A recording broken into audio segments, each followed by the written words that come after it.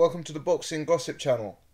Happy Boxing Day. Hope everyone had a good Christmas and is waking up without too much of a sore head today.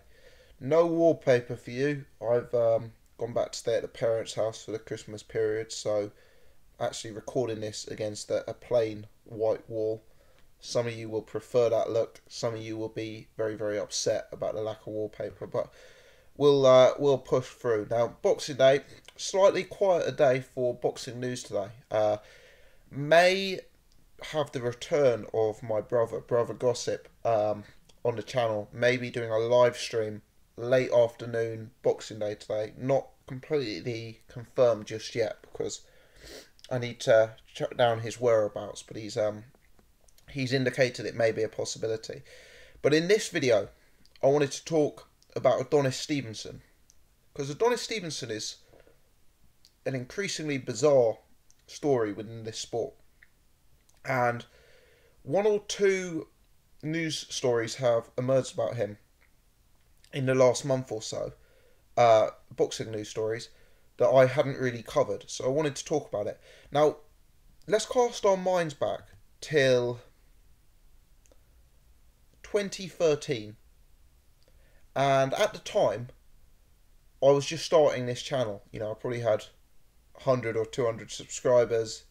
Boxing was starting to get exciting and starting to warm up. Now, 2013, Adonis Stevenson, who was recently moved up from super middleweight, I believe at one point actually he may have been Carl Froch's mandatory at super middleweight, but regardless, he's recently moved up from super middleweight. He knocks out Chad Dawson in pretty brutal fashion. Now, at the time, that was a big win. That was making headlines in the boxing media. And Adonis Stevenson was potentially on the way to becoming something of a star within boxing. Now, at the time, Adonis Stevenson would have been 36 years old.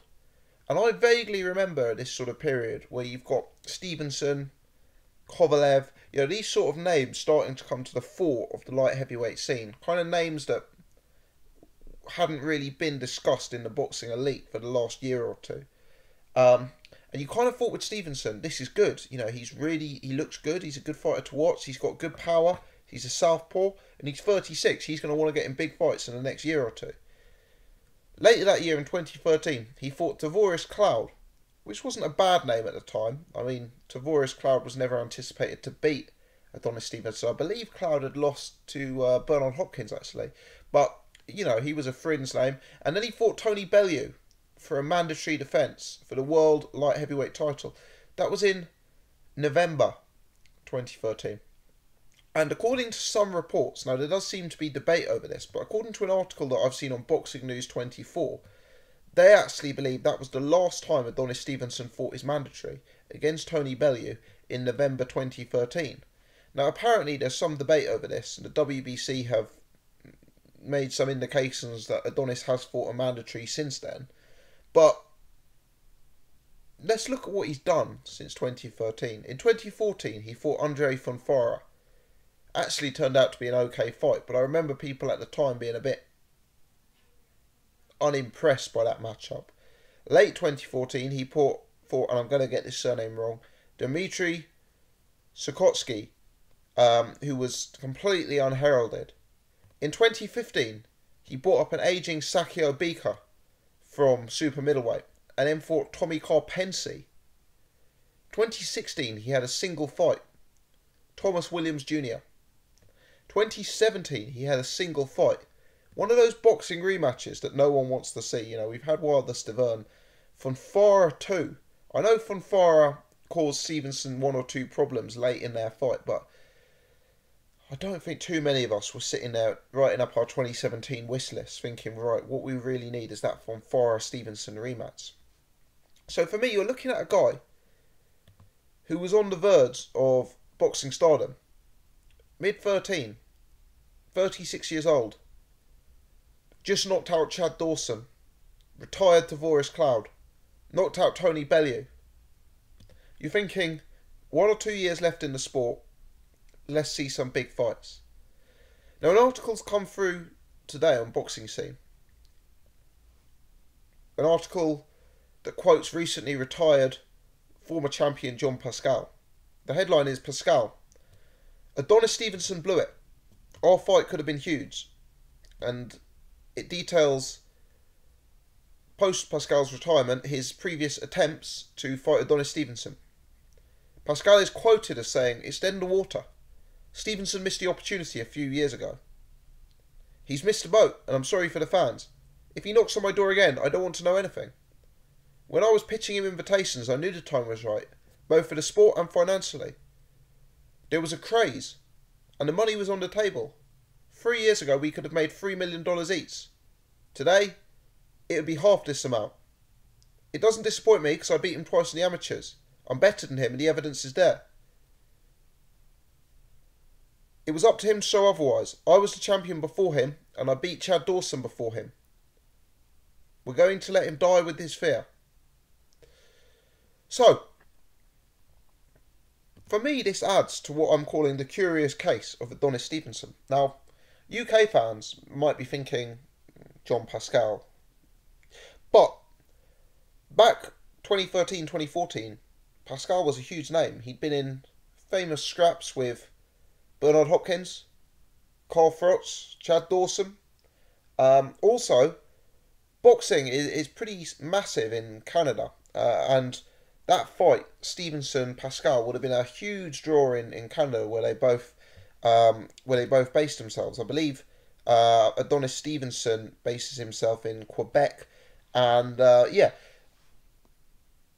John Pascal has a huge fan base. I think he's selling over ticket seller in the past as well. That would have been a big fight. And Adonis Stevenson, according to this report from John Pascal, has let the fight go. I'm now going to refer to a second article, which is on Boxing News 24 and is written by Jim Dower. World Boxing Council President Mauricio Suleiman appears to be on the verge of putting his foot down to address WBC light heavyweight champion Adonis Superman Stevenson, not facing his mandatory challenger for the last 4 years of his career. Suleiman says he'll be making a ruling soon. "We are addressing this matter. It's not 4 years, and Kovalev hurt the process as well, but it's unacceptable to continue. WBC is ruling soon," said Suleiman. Does this mean Suleiman will strip Stevenson of the WBC 175-pound title? The article goes on to say, Suleiman says it wasn't 4 years. It'd be nice to know when Stevenson last defended against his mandatory, because Tony Bellew appears to be the last time Stevenson defended against a mandatory challenger, and that was on November 2013. That was 4 years ago.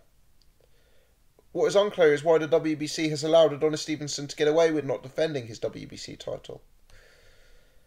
Interesting stuff. So, this is one of the most bizarre boxing careers I think you're likely to see. You have a career-defining win in 2013. You have multi-million payday offers available to you. Be that Kovalev, be that Pascal. And instead, you find yourself rematching Andre Fonfara, fighting Tommy Karpensi, scrapping with Sakir Bika, and taking on Dmitry Sokotsky.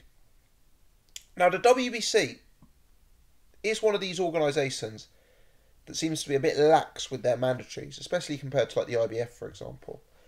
Example number 1, Floyd Mayweather. Example number 2, Vitaly Klitschko.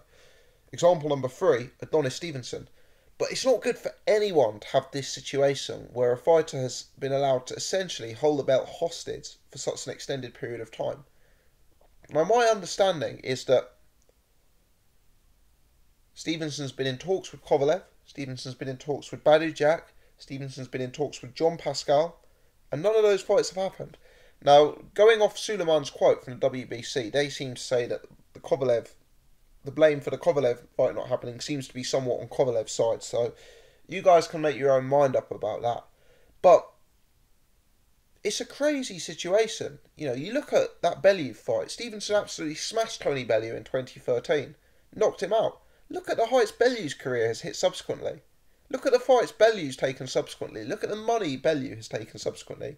And a guy who should be a superstar has had his career stagnate. And it's got to a point where he's now fighting one time a year. And He's 40 years old. You're looking at a guy who's a 5'10", 5'9" light heavyweight, aged 40, who last fought a recognised light heavyweight contender. Well, I guess maybe that's an unfair statement. Von Farah and Top Dog Williams, I guess, are contenders. But who last fought an established top 5 fighter probably in 2013. It's very, very, very bizarre. Very, very bizarre. And yeah, if I was Adonis Stevenson, I'd be scratching my head that I'd probably let the best years of my career go without having these fights. Now, you could compare this somewhat to Guillermo Rigondeaux, who also last had a big fight in 2013 and then took a succession of low-level disappointing fights 2014, 2015, 2016 before becoming slightly inactive and aging several years. Rigondeaux then did take a fight against a grade A opponent, and it appeared that he, I don't know whether you would say he got old overnight or just that he was below the level required for that particular fight. And you wonder, could the same thing happen to Adonis Stevenson?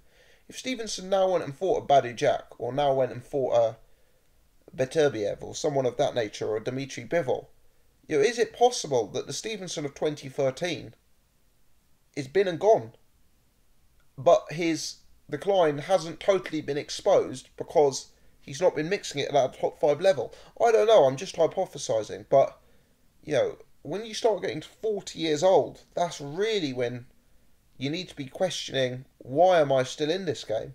Not, do I need to be getting out of this game? More like, why I still be in this game? I understand his mandatory is Eleider Alvarez, who's a fighter I've followed a few times on his channel and made videos about. I think, from memory, they may be some sort of training partners. Again, they're from the same country in Canada, and maybe they're part of the same setup. But Eleider Alvarez has been knocking on the door for a world title fight now for at least 18 months, probably more like 24 or 30 months. And how this fight hasn't happened, how it hasn't been mandated is simply bizarre. It's a real shame because the light heavyweight division is really hotting up right now. You've got Beterbiev as a champion, you've got Bivol as a champion, you've got real hot names coming through like Gvozdyk, Anthony Yard, etc. You've got the return of Sergei Kovalev, but you've kind of got this figure in Adonis Stevenson who's sort of in the conversation, sort of not. I think the truth is the boxing public have largely lost interest in his career, which is a real disappointment because he's actually a good fighter to watch. He's a tough guy to beat. He's got huge knockout power, and at his best he could at least be mixing at this level, if not more. So I'm going to call it the curious case of Adonis Stevenson. And in my 2018 wish list, I want to see Adonis Stevenson in a very meaningful fight. Ideally, a unification fight. Perhaps he fights his mandatory in February, March, and takes a unification on in the summer. But really, we need to see him fighting more than one time a year, especially at the age of 40. And if he's not going to do anything about it, the WBC need to do something about it. Very bizarre, If you look at a guy's earning potential, if you look at how much money Adonis Stevenson could have earned in his career, and I've got no idea what he has earned, but if you look at how much he could have earned, based on the fights he's had, I would propose that his earnings have been substantially lower than his earnings potential. A bit of a waste. Let me know your thoughts, guys. What's your take on this situation? Do the WBC need to take a stronger hand? Many thanks for tuning in, as always. I hope you guys have a great Boxing Day. And as I say, perhaps I'll be back a bit later with Brother Gossip to do a bit of a live stream. Cheers, everyone.